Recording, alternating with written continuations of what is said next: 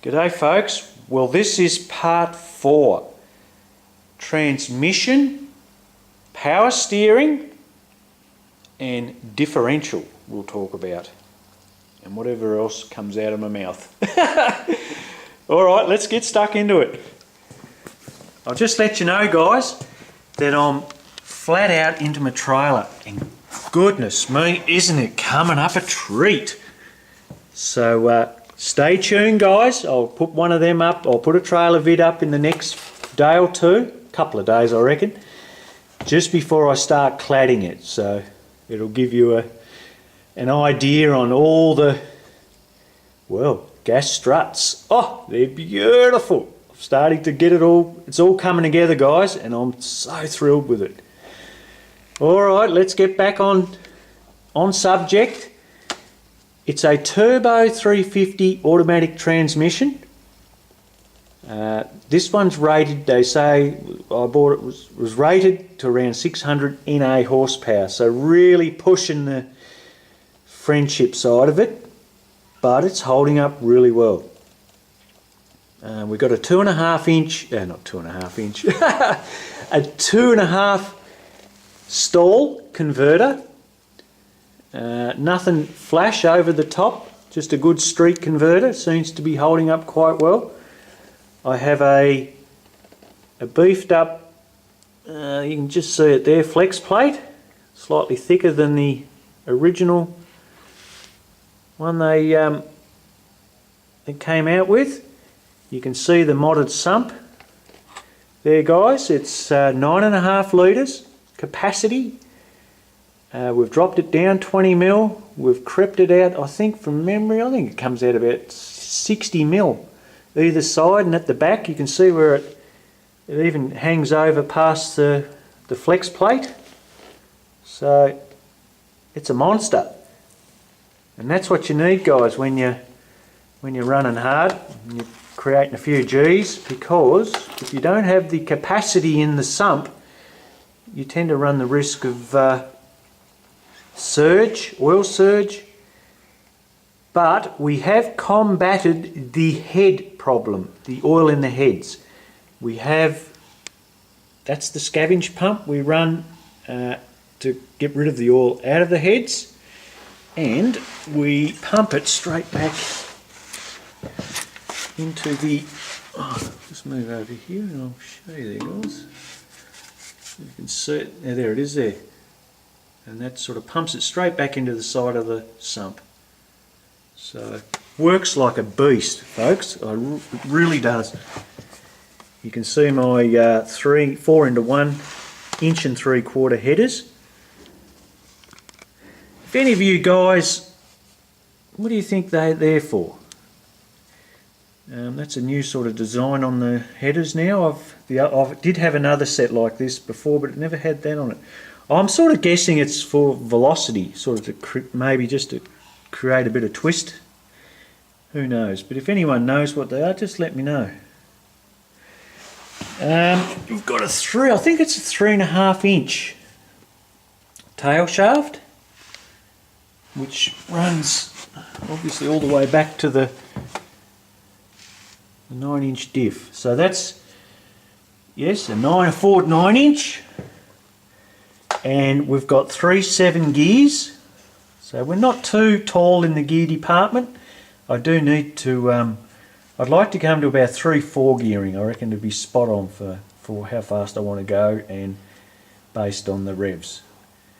But we've got a full spool, so we've a full lock diff, and we've got 31 spline axles.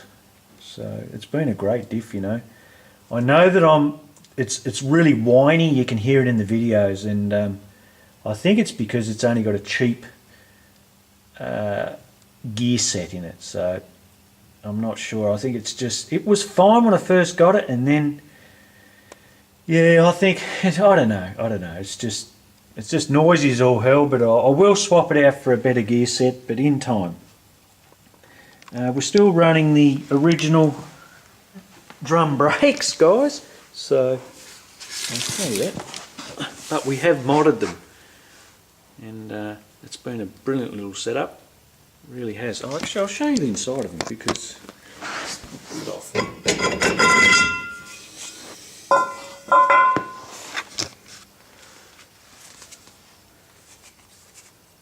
yeah, we've got some really high quality shoes, and geez, they've held up well. I'm really bloody wrapped with them. We've got longer wheel studs, so they're 1/2 inch. Snapped a couple of wheel studs before on the original ones, but we've upgraded them. And I've done the holes on the... And you know guys, that's made a huge difference. It has made a huge difference. It's unbelievable. Yeah, geez, they're holding up well for what they are. I'm running a pan-hard rod under the back. I'll show you that while I'm here. I think that's the key to a lot of the back suspension, the success that I've had. There it is there. So that's mounted to the body. It's trussed off and just for a bit of strength, and it mounts onto the back of the shock mount. It works really well, guys. It's fantastic. It really keeps the back end really taut, and I wouldn't race without it. Even now that I've done the back arm mod, and I'll show you that while I'm at it too. It's part of the specs. We're going off track here a little bit, but that's alright. So I've done a lot of videos on that and showed everyone the... You only got to look back through, but yes, it's been one of the biggest wins to the back end to date. It really has. It's been unbelievable. Alright, I'll show you the power steering rack and pinion. Now this has been instrumental in keeping it on the track. It's been unbelievable, this power steering rack. It's a full bolt in, so we're not having to mod anything too dramatically to bolt it in, to install. And we have a power steering cooler there. That's actually a cooler out of a radiator, a transmission cooler. So that's awesome, that one. They've got a hole in them, and it's just got like a double layer, inner and outer, and so you've got a lot of surface area, and works really well. It's fantastic, guys. So if anyone's interested in those style of racks, Castlemaine Rod Shop do them now. This used to be a Black's rack. Graham Black is the dude that developed these racks. I've got two of them actually. I've got one in my HX Ute, and he done an awesome job of it. He really has. The suspension, I'll talk about that now. Was nothing crazy going on there. We've got Pettis springs, and we have Bilstein shocks all round. They've been awesome, the shocks. We've got around 2.5 degrees of negative camber set up on it.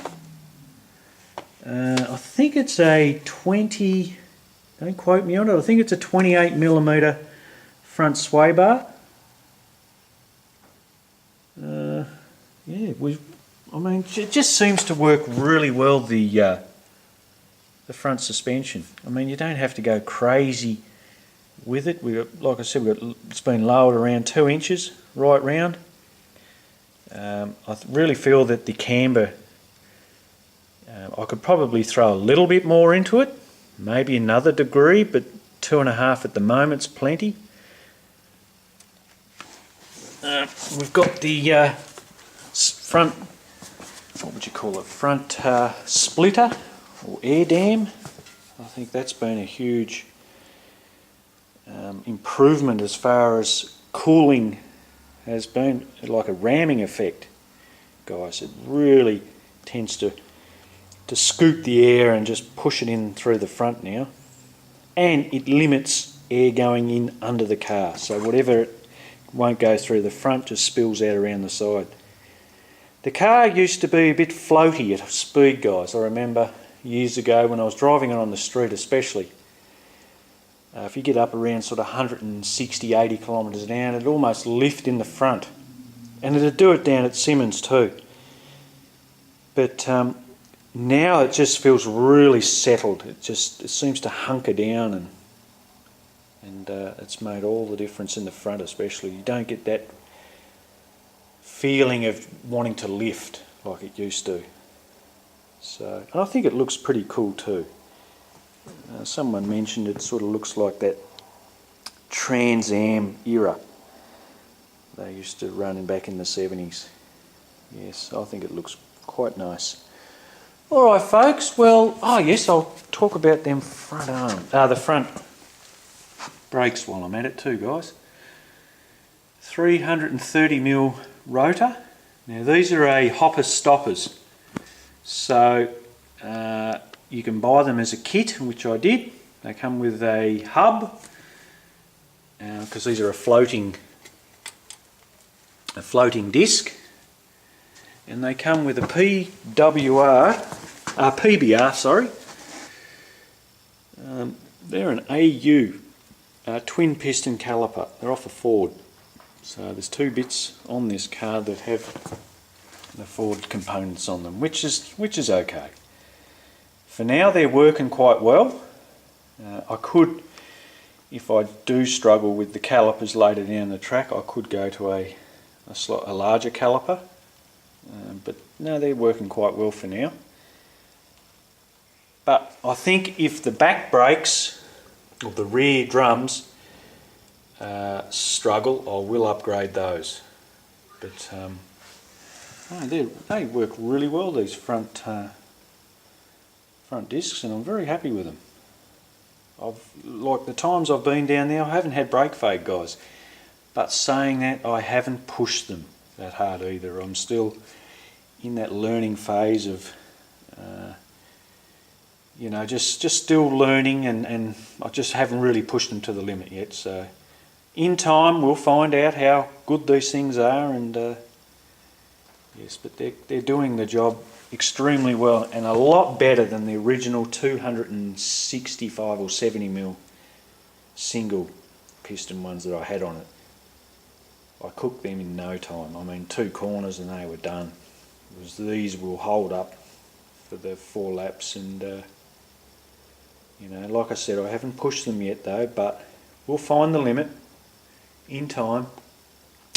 Alright guys, well the next vid will be the wrap up of it. We'll talk about the cage and a few other little bits and pieces inside the car. And yeah, well, look, there's just so much going on with this car, guys. It's been unbelievable, and I've forgotten a lot of it too. It's been over the 4.5, 5 years that I've worked on it, and you do tend to forget things and sizes, and it's been a battle. But I've enjoyed this build, and like I said, I'm far done from it. There's a lot more I want to do to it, and it's been fantastic. So yes, my main focus now is getting that trailer all up and running so we can cart the car, and yeah, it'll be great. And we'll head to Basketville. I don't reckon I'll get to the next meet down at Simmons. It's on the 27th, I think, and it's looking like, it's just, I won't be able to do it. This trailer's just, it's unbelievable the amount of work I've put into it, and I've still got to finish off to get it ready. So I think I'll focus on that, and then we might do a Basketville run down south on a private practice day. I'd love to get it out and give it a shakedown run, guys. It'll be just fantastic. Alright guys, well I'll pop one up soon, because I want to talk about that water methanol. I've just got something cooking in my head, and I want to talk to you guys about it on how good it is, and how, honestly, how it's just transformed. Well, what do I say? Transformed, or the potential that I can achieve now. And that's one thing I want to sort of touch on. And it's unbelievable. I just love it so much. I should have done it years ago, guys. Not even worried about that intercooler, but you live and learn. That's what it's all about. So I'll talk about that, and I'll put a part 5 up for the vid. All right, folks. I'll catch you later.